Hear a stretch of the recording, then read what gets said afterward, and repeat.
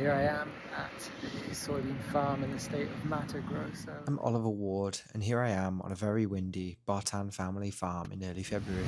Simone Botan planted this soybean field in late September. Now, a little over 4 months later, it's ready to harvest. Botan has enough storage for about half of what she produces, which is more than most in this part of Brazil, but half of the crop will go straight to market, and that means getting it to ships thousands of kilometers away for export to China, the largest buyer.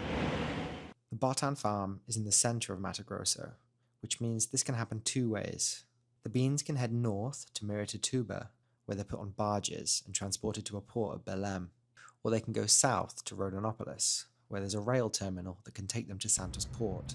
But both involve long truck journeys of hundreds of miles on single-lane highways, which is expensive. The roads in the interior of Brazil are not very good, and the crops grow in a faster pace than the infrastructure can grow. This overloads all the roads and all the ports also, and this is the main reason why freights and logistical costs overall in Brazil are so high.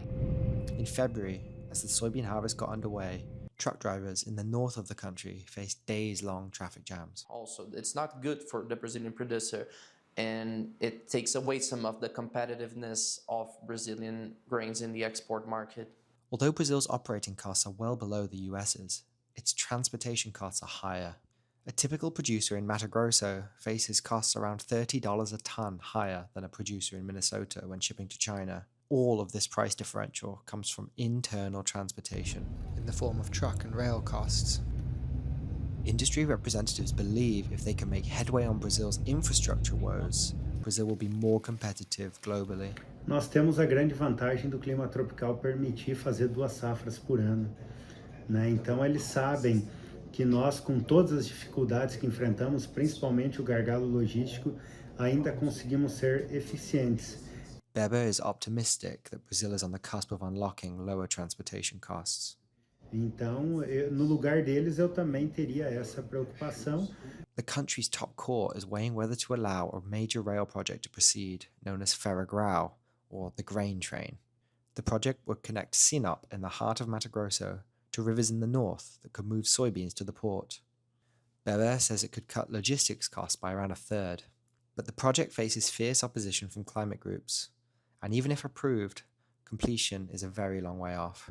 More promising to some is a less ambitious project to extend the existing railway in the south of the state. Brazil's largest rail operator expects the line to reach Lucas do Rio Verde in central Mato Grosso by 2031, and at least one port terminal operator is betting this will facilitate exports. I believe that in the next maybe 5 to 10 years, Santos will need more capacity for grains. That's Fabio Sicarino, the CEO at DP World, which operates a terminal at Santos Port.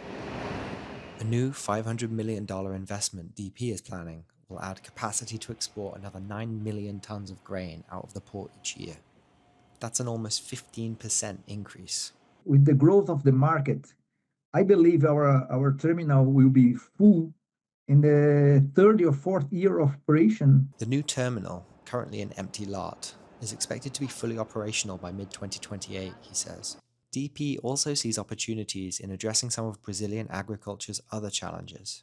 We are building some facilities, mainly warehouses in the countryside, contract logistics operations, freight forwarding. So we are growing. The operator has opened 6 new offices in the south of the country and plans to open more in the north. In terms of grain business, we do see a huge opportunity to keep growing in this segment. Grains is something very, very strong in Brazil. It's a segment to see every time and look for new opportunities.